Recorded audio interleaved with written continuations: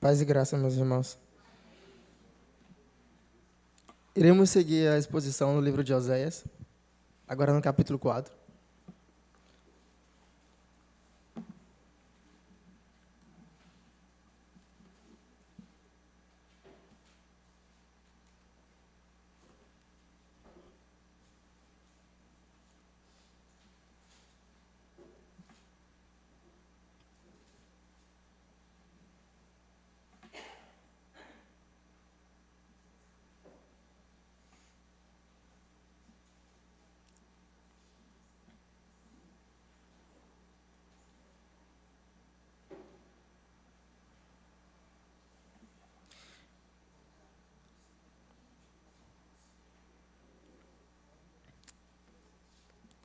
Iremos ler do capítulo 4 até o verso 11, no início, o versículo 1 até o verso 11.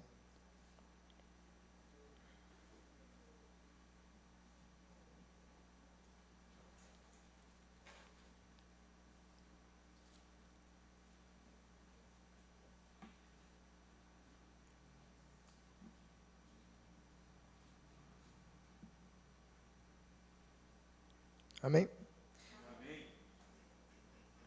Leamos.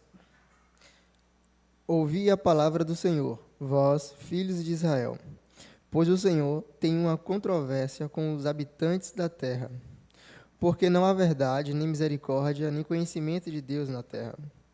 Quando juram, mentem, matam e roubam, cometem adultério, eles cometem violência, e sangue toca sangue.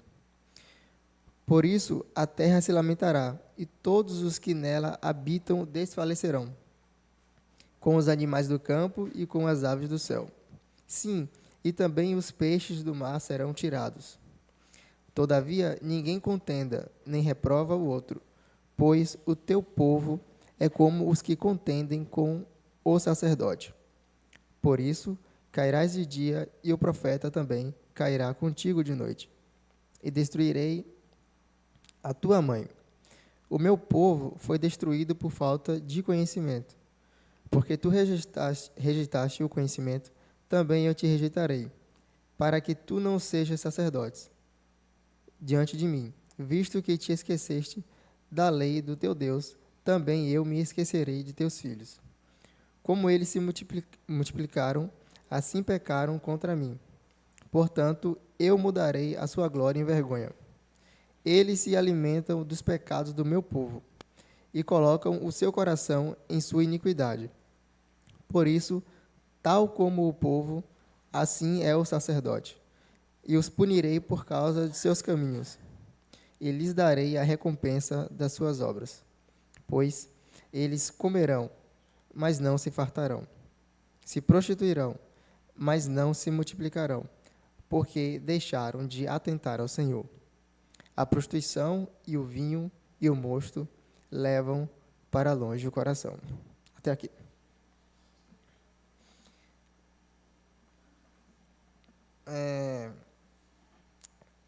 Esse capítulo aqui, ele, em comparação com os outros capítulos que já vimos, o profeta dá um corte na história com a sua esposa, com Gomer, sua esposa, né? E daí em diante, mais ou menos até o capítulo 6, ele vai tratar diretamente com os reis, os profetas, os sacerdotes do povo. Então, ele vai partir para as lideranças do povo, e não propriamente para a população geral, ou falar da sua relação com a sua esposa, Gomer, né? Então, o primeiro verso, ele já diz: ouvi a palavra do Senhor, vós, filhos de Israel, pois o Senhor tem uma controvérsia com os habitantes da terra, porque não há verdade, nem misericórdia, nem conhecimento de Deus na terra. Novamente, o profeta aqui, ele anuncia a palavra do Senhor. Ele fala: ouvi a palavra do Senhor, vós, filhos de Israel. Em todos os outros textos, eu vou reiterar aqui, sempre que o profeta fala com o povo, ele nunca fala algo da sua opinião. Ele nunca chamou o povo, congregou as pessoas para falar o que ele pensava, as suas ideias, não que seja errado, mas ele não estava falando por si, não foi algo que ele elaborou para pensar. Ele ouvia a voz de Deus, Deus falava com ele e ele transmitia as palavras do Senhor para o povo. Então, aqui novamente, ele recomenda ao povo para ouvir a palavra do Senhor. Ouvir a palavra do Senhor. Há outros textos nas Escrituras, principalmente no Antigo Testamento, que vemos expressões similares a esta. Inclusive em Deuteronômio, capítulo 6, verso 6, é bem famoso esse texto, que diz: o Senhor, ouve, ó Israel, o Senhor, nosso Deus, é o único Senhor. Ouve, ó Israel. É o famoso Shema em hebraico, né? O Shema Israel, enfim. Que esse hebraísmo, é um hebraísmo aqui, porque não significa só ouvir, no sentido da pessoa entender, mas é no sentido de ouvir, entender e colocar em prática. Ouvir, compreender e obedecer o que está sendo dito. Não é simplesmente ouvir, o povo estava ouvindo. Aqui também estava ouvindo o profeta. No Novo Testamento também vemos referências indiretas a esse texto, quando, por exemplo, o próprio mestre, nosso Senhor Jesus Cristo, ele, ao contar as parábolas, ele falava: quem tem ouvidos para ouvir, ouça. E depois quase ninguém entendia. Todo mundo escutou ele falando, mas ninguém entendia. Tanto que, após as parábolas, ele tinha que parar com seus discípulos e explicava-lhes o sentido das parábolas. Então, percebe-se que há uma distinção aqui entre o escutar e o ouvir, em somente receber a informação e, de fato, entender, compreender e obedecer. E aqui, o que Deus quer é que as pessoas ouçam, compreendam e obedeçam a sua palavra. No verso, essas três coisas ainda, voltando aqui, diz que vós, filhos de Israel, pois o Senhor tem uma controvérsia com os habitantes da terra.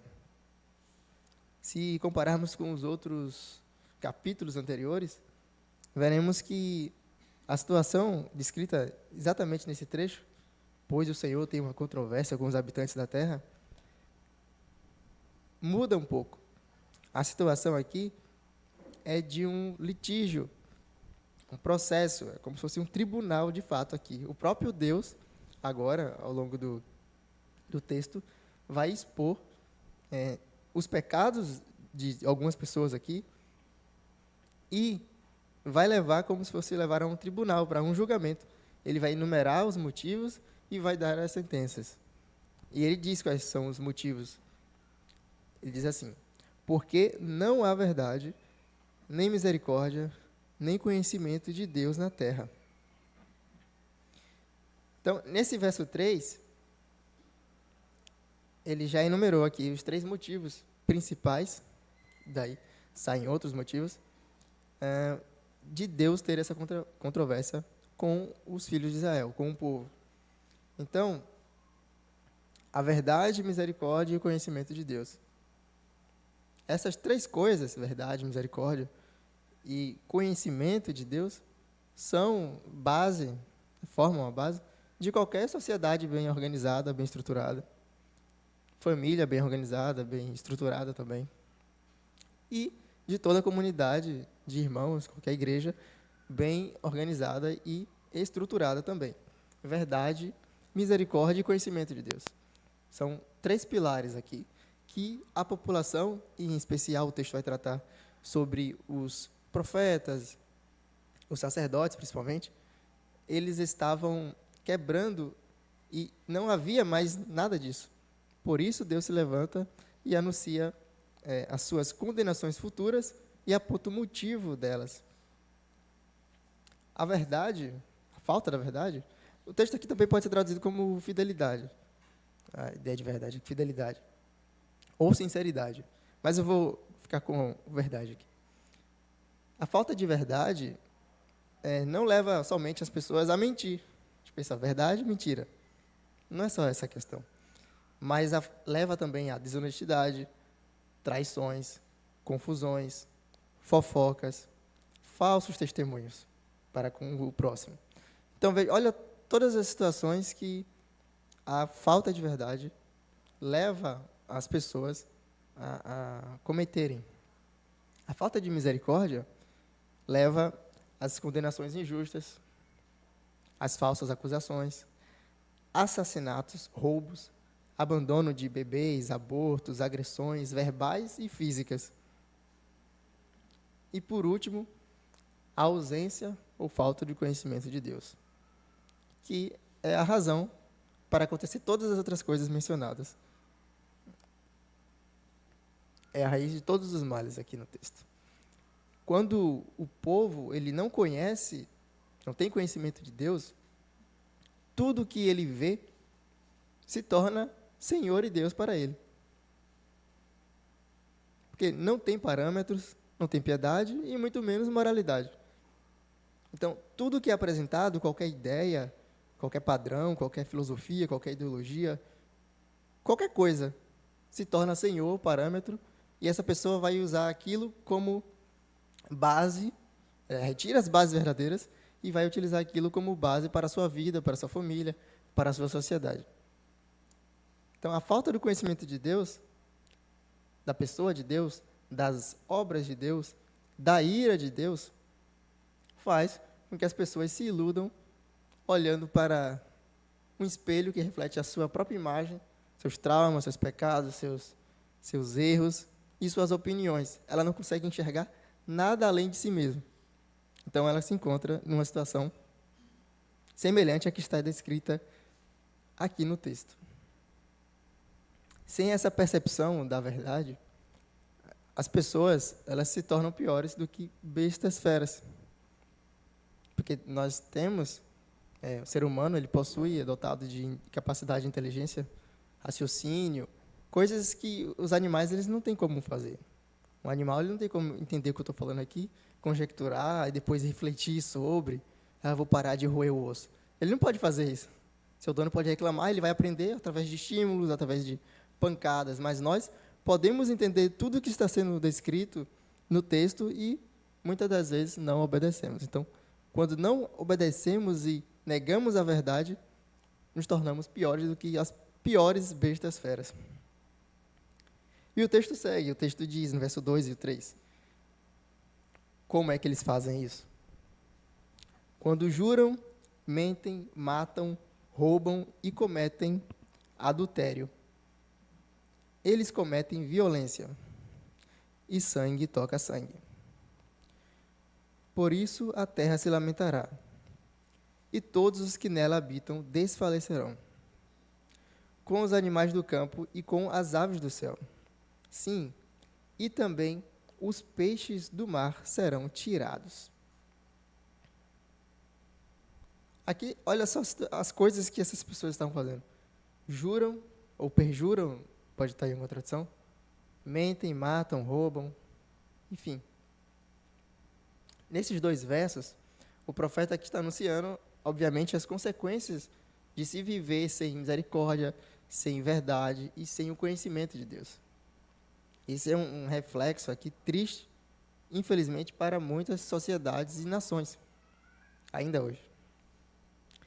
Então, ele anuncia aqui essas situações e notamos que a preocupação, veja, ele está se tratando de uma nação, dos filhos de Israel, ele está falando da nação, mas a preocupação aqui, o foco, não é na questão política do país ou cultural do país. Mas ele está tratando principalmente e a priori da questão espiritual do país. Não foi por causa de uma má política, uma má cultura, que as pessoas estavam vivendo dessa maneira. Era o contrário. Era porque elas tinham abandonado a verdade, a misericórdia, e estavam longe do conhecimento de Deus, que elas estavam com a cultura corrompida e com os seus governantes corrompidos. Então, a sociedade reflete o estado espiritual do povo daquela região. Então, nós podemos tirar algumas conclusões disso, de que o remédio para as nações, para o mundo, para o Brasil, não é a educação ou bons políticos, mas é Cristo. Somente Cristo pode mudar não apenas os atos exteriores e visíveis, veja, tudo que foi descrito aqui são atos visíveis, as pessoas veem eles fazendo isso, mas as intenções, pensamentos, desejos e planos do interior, de dentro do homem. Essa mudança irreversível, que traz paz e verdadeiro contentamento, não pode vir de livros, filosofia, história, teologia, cultura, político, governante, ainda que tudo isso seja útil, bom para a nossa vida aqui, nossa vida humana, mas somente Jesus Cristo é quem pode trazer essa paz e verdadeiro contentamento interior. Deus pune o seu povo porque o ama e quer que reconheçam, ouçam e se voltem para o Senhor. Aqui no Brasil, temos uma prova literal e cabal dessa situação. Temos tristes recordes, lamentáveis recordes, de todas as coisas descritas aqui nesse texto. Corrupções no governo e na conduta dos cidadãos, roubos, assassinatos, abortos, homicídios, abusos, falta de segurança, impunidades, injustiças, pobreza e muitos outros males. Vemos isso aqui na nossa nação.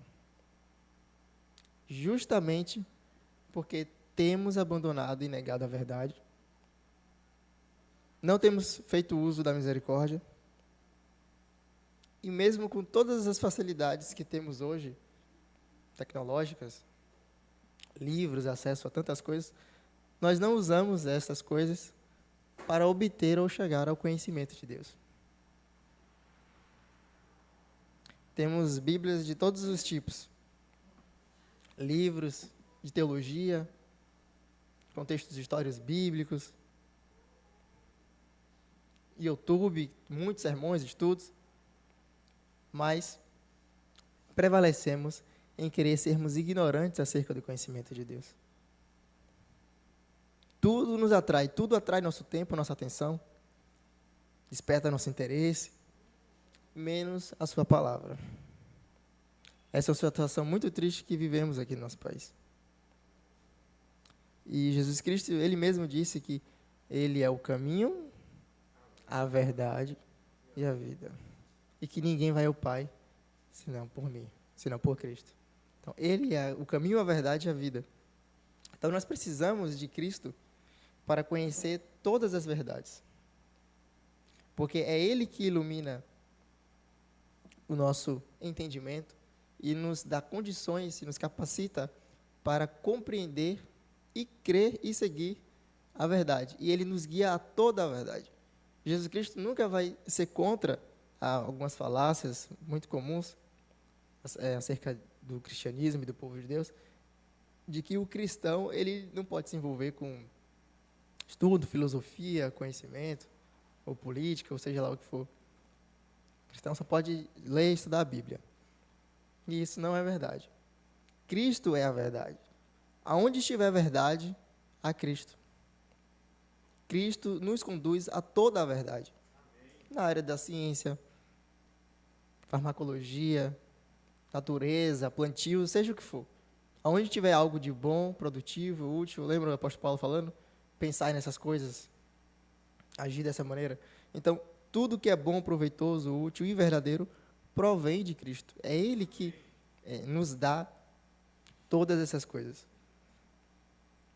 Então, vemos também, falamos do Brasil, mas também vemos outros países que são muito melhores em vários índices, em DH, em estudo, enfim, mais desenvolvidos, mais ricos, prósperos, que também têm sofrido com muitos males, por conta também do pecado.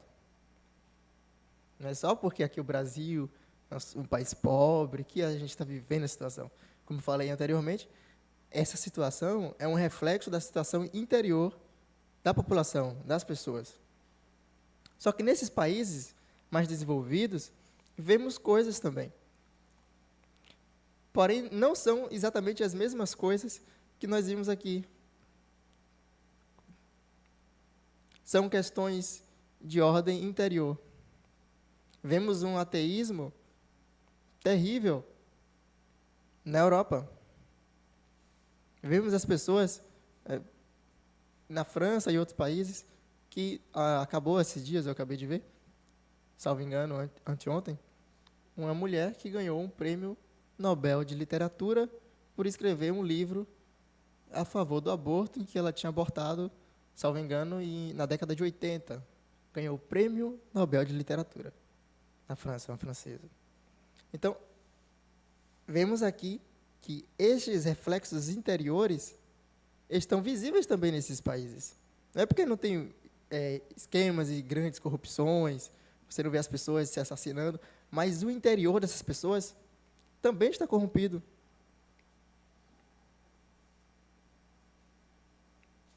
Por serem ignorantes do conhecimento de Deus. O verso 4 e o verso 5 diz: Todavia, ninguém contenda, nem reprove o outro, pois o povo é como os que contendem com o sacerdote. Por isso, cairás de dia, e o profeta também cairá contigo de noite, e destruirei a tua mãe. Já mencionei anteriormente, que logo no início, que o capítulo 4, o 5 e o 6 também, ele vai tratar muito mais das lideranças do que somente das pessoas. E a partir daqui diante ele vai focar mais nessas coisas. Então ele cita aqui sobre que ninguém contenda nem reprove o outro, e aí ele cita contendem o sacerdote.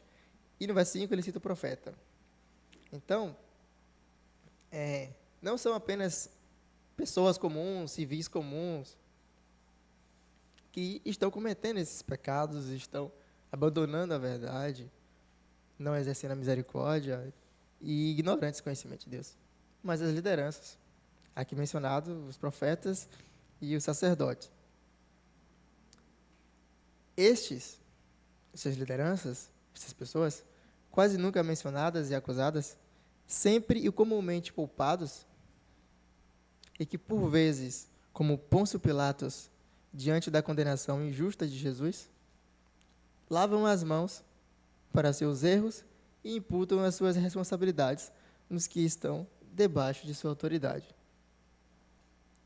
Muitas autoridades, eles se sentem superiores à lei, às pessoas, aqueles que estão debaixo do seu poder, da sua autoridade.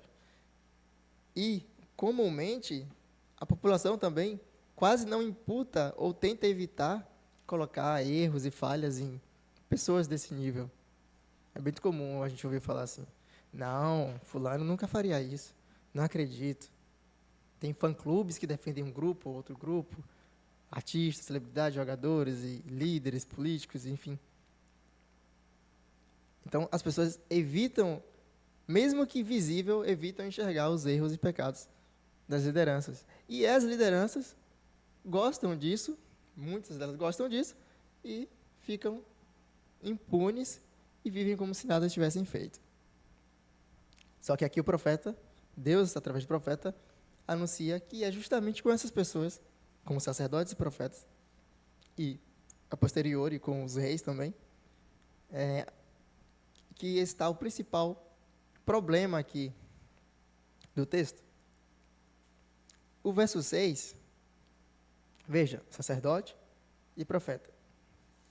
Ele mencionou ainda no verso 5 que por isso cairá de dia e o profeta também cairá de noite, e destruirei a tua mãe. Lembrando que no início do texto, versículo 1, ele diz: ouvi a palavra do Senhor, vós, filhos de Israel. Então, quem é a mãe aqui? Israel, a nação de Israel. Deus iria destruir a nação de Israel. O verso 6 é dito: o meu povo é destruído por falta de conhecimento. Porque tu rejeitaste o conhecimento, também eu te rejeitarei, para que tu não sejas sacerdote diante de mim, e visto que te esqueceste da lei do teu Deus, também eu me esquecerei de teus filhos. Verso 7 e 8. Como eles se multiplicaram, assim pecaram contra mim. Portanto, eu mudarei a sua glória em vergonha. Eles se alimentam dos pecados do meu povo e colocam o seu coração em sua iniquidade.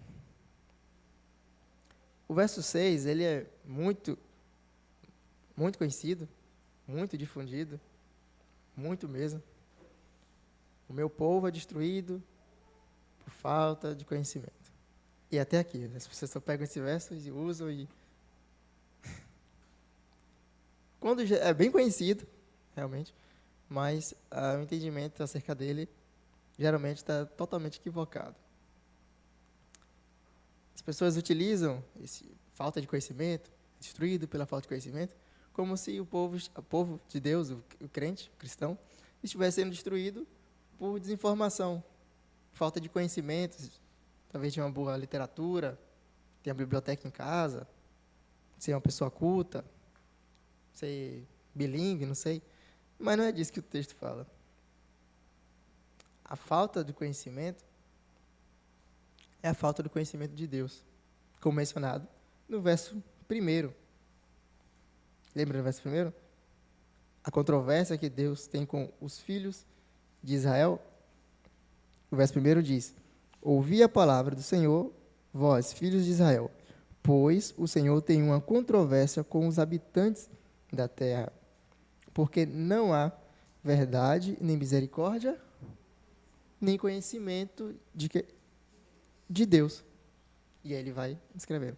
Então, aqui o verso 6, o meu povo é destruído por falta de conhecimento. Ele já mencionou qual é o conhecimento aqui no texto. Conhecimento acerca de Deus. Então, claro que nós devemos ter hábito de leitura e todas essas coisas. Mas o foco aqui do texto não é dizer que pelo cristão ser desinformado, ele iria ser destruído aqui, punido por Deus, por ele não ler livros, seria punido e ia ser destruído. O texto está falando de falta de conhecimento de Deus, da pessoa de Deus, do ser de Deus, das obras de Deus. Temos exemplos de grandes homens de Deus que eram dotados de grande capacidade de conhecimento, como o próprio João Calvino, Lutero, John Piper e muitos outros.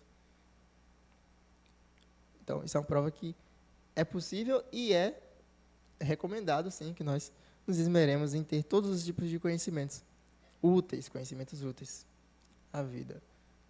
Mas nós devemos nos esmerar ainda mais para termos e alcançarmos o conhecimento de Deus, sua pessoa, do seu ser, suas obras, sua vontade.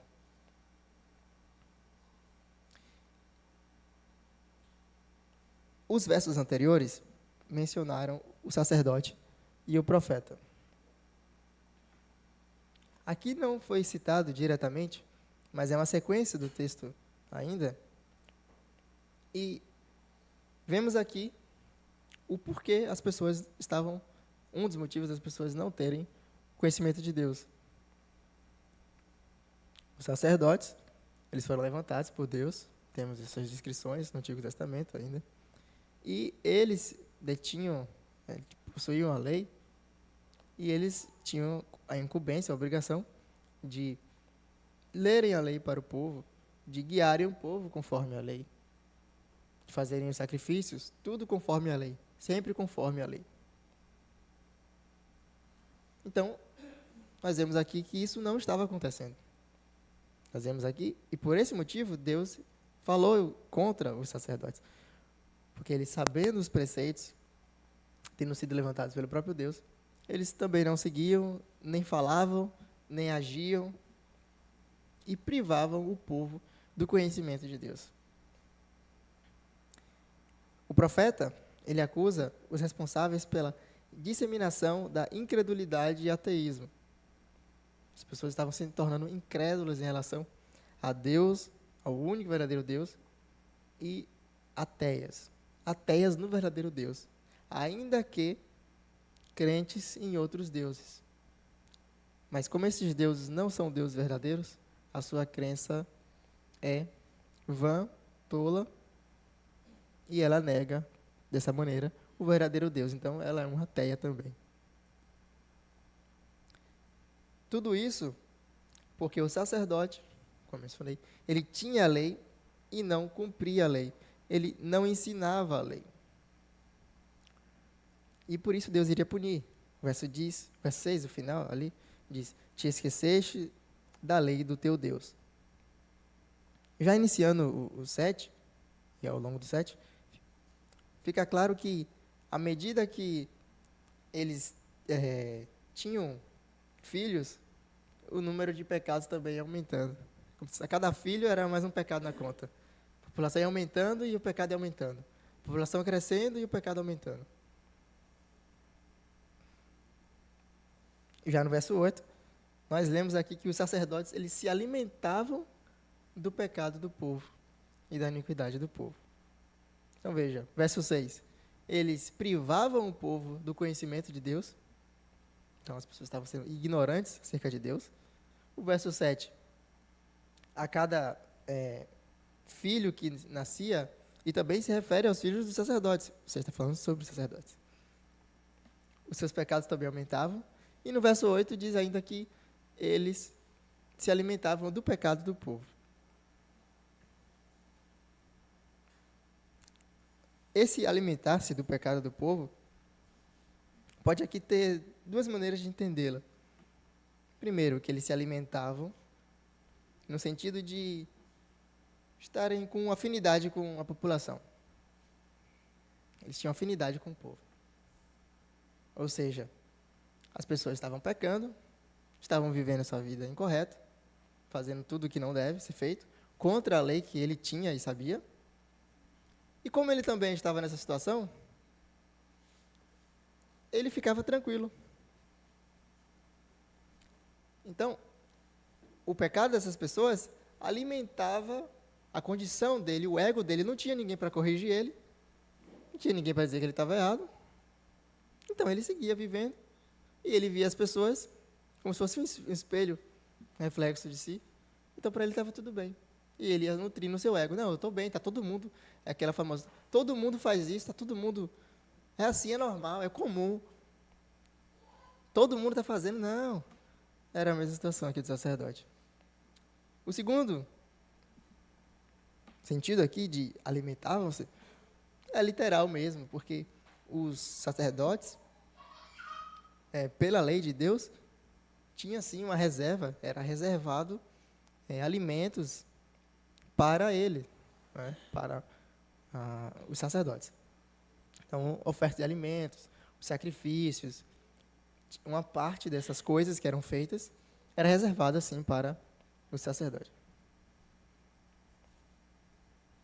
Só que eles não só comiam a sua parte, mas eles extrapolavam naquilo que estavam comendo, comiam partes que não eram para comer. E além disso tudo, temos relatos de que, além de profanar toda a cerimônia, toda a lei e todo o sacrifício oferecido de alimentos e animais, há uma descrição na Bíblia de sacerdotes e filhos de sacerdotes que, inclusive, tinham relações sexuais, obviamente adúlteras, no próprio tabernáculo, na frente do tabernáculo. Nós vemos isso no caso do sacerdote Eli, com os seus 2 filhos, Ofni e Finéias, lá em 1 Samuel, no capítulo 2, verso 22 em diante, que eu irei ler aqui, rapidamente. 1 Samuel 2, a partir do verso 22, diz assim: Ora, Eli era muito velho. Eli era sacerdote. Era muito velho. E ouvia tudo o que os seus filhos faziam a todo Israel. Então, veja, Eli, o sacerdote, já estava velho, e ele ouvia o que os seus filhos estavam fazendo. E ouvia tudo o que os seus filhos faziam a todo Israel. E como eles se deitavam com as mulheres que se reuniam à porta do tabernáculo da congregação. se reuniam à porta do tabernáculo da congregação. Então veja o local, a entrada do tabernáculo, onde deveria ser feito sacrifícios, e ofereciam-se alimentos de sacrifício, holocaustos. Estava acontecendo esse tipo de coisa pelos próprios sacerdotes. O texto segue. E ele lhe disse, Eli falou com seus filhos, por que fazeis vós tais coisas? Pois ouço de todo este povo sobre o vosso mal proceder. Não, filhos meus, pois não ouço nenhum bom relato. Vós fazeis com que o povo do Senhor transgrida. Olha só, vós fazeis com que o povo do Senhor transgrida. Se um homem pecar contra o outro, o juízo julgará. Mas se um homem pecar contra o Senhor, quem intercederá por ele? Não obstante, eles não o atentaram à voz de seu pai, porque o Senhor os mataria. E aí segue sobre Samuel. Mas voltando aqui. Então veja a situação mencionada aqui. O sacerdote que, além de extrapolar, temos outros relatos de sacerdotes que estavam obesos, acima do peso, justamente por estarem excedendo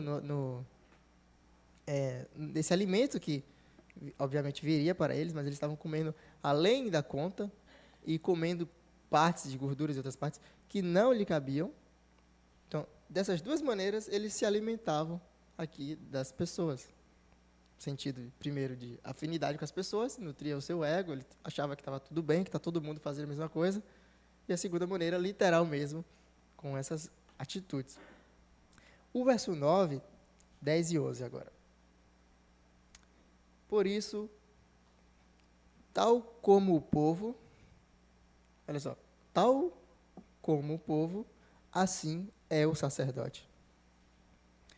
E os punirei por causa de seus caminhos, e lhes darei a recompensa das suas obras. Pois eles comerão, mas não se fartarão. Se prostituirão, mas não se multiplicarão, porque deixaram de atentar ao Senhor.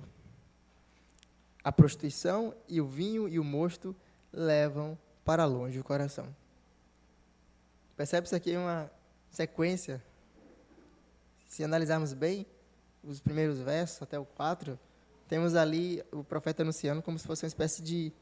que o pecado é geral. Ele fala de todo mundo ali, ele generaliza. Aí depois ele vai descendo os versos, depois ele vai falando sobre os governantes, aí agora ele já chegou aqui voltando, tanto para os governantes quanto para a cultura. Ele mesclou aqui, povo, por isso, tal como o povo, assim é o sacerdote, e os punirei. Povo e sacerdote. E agora a cultura. Então, tudo corrompido. A cultura, o povo, os reis, sacerdotes. A corrupção é geral. Infelizmente aqui, e muito infelizmente, os sacerdotes, como lemos, e lemos também o texto de 1 Samuel como exemplo, eles também não estavam isentos dessa punição que Deus anunciara aqui.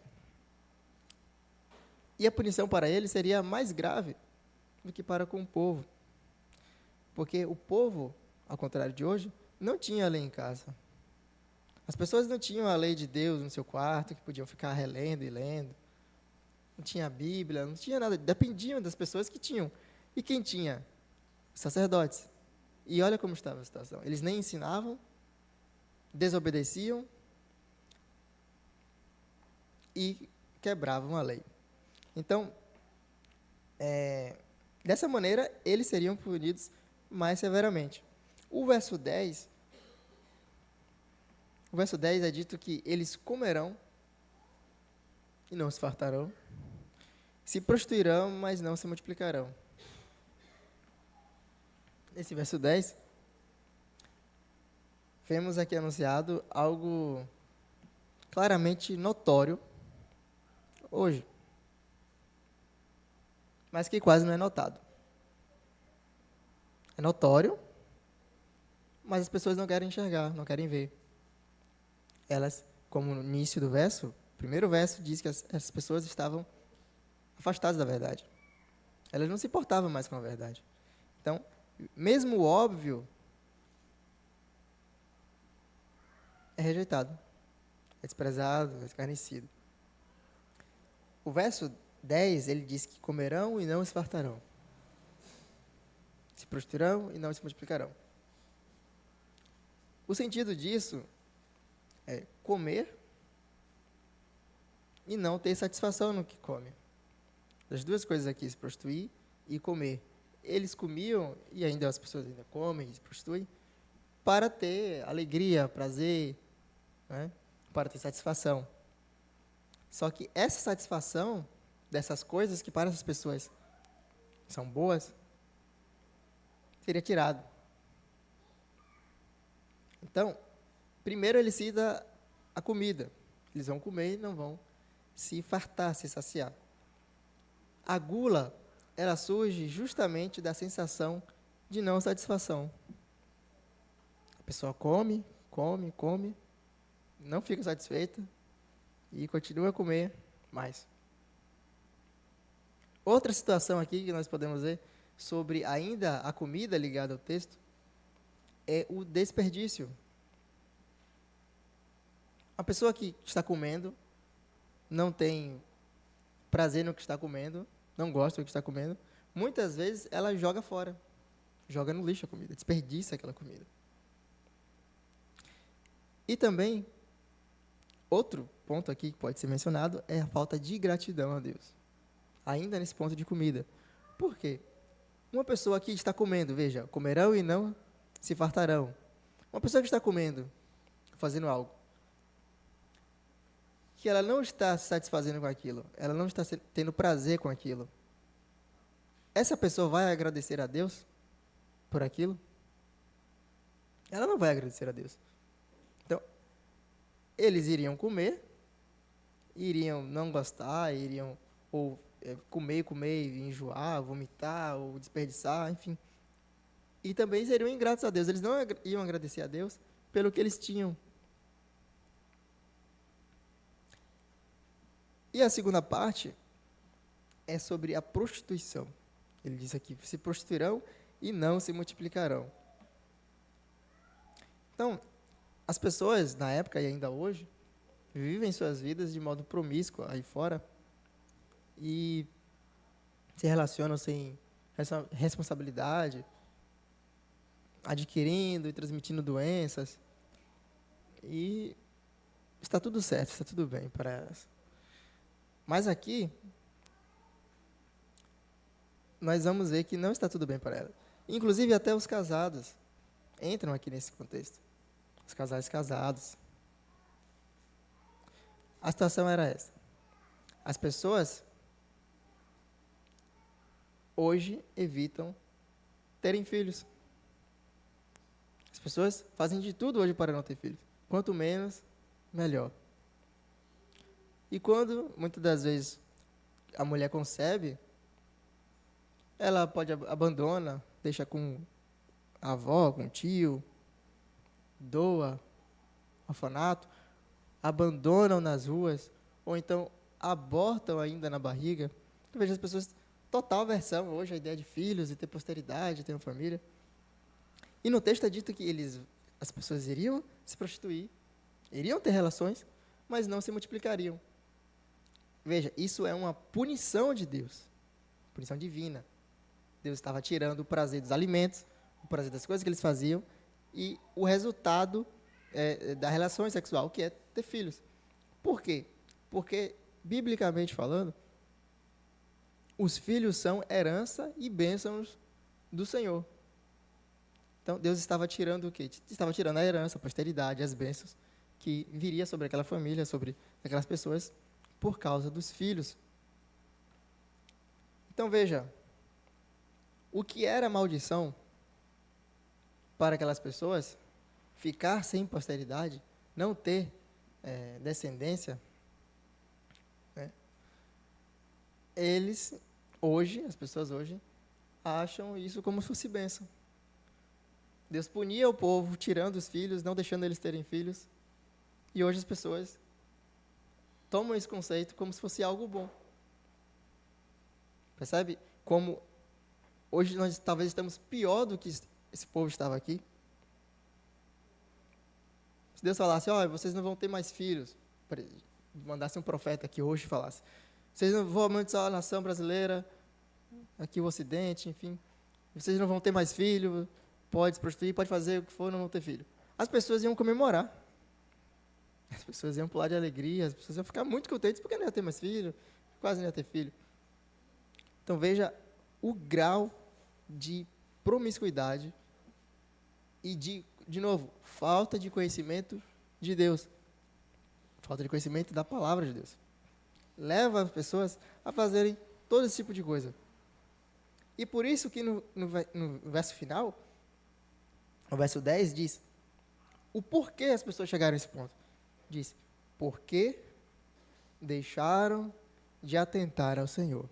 Então, quando as pessoas, os líderes, qualquer pessoa, deixa de atentar ao Senhor, atentar à sua palavra, ela segue por esses caminhos. Pode chegar a esses graus ou a graus piores. O verso 11, o profeta conclui aqui, dizendo, basicamente, três instrumentos aqui, que estavam ajudando, digamos assim, o povo a se corromper. Então, eram instrumentos para a perversão. Ele fala sobre a prostituição, o vinho e o mosto. Que eu não vou entrar em detalhe de vinho e mosto, porque vai dar quase na mesma coisa aqui.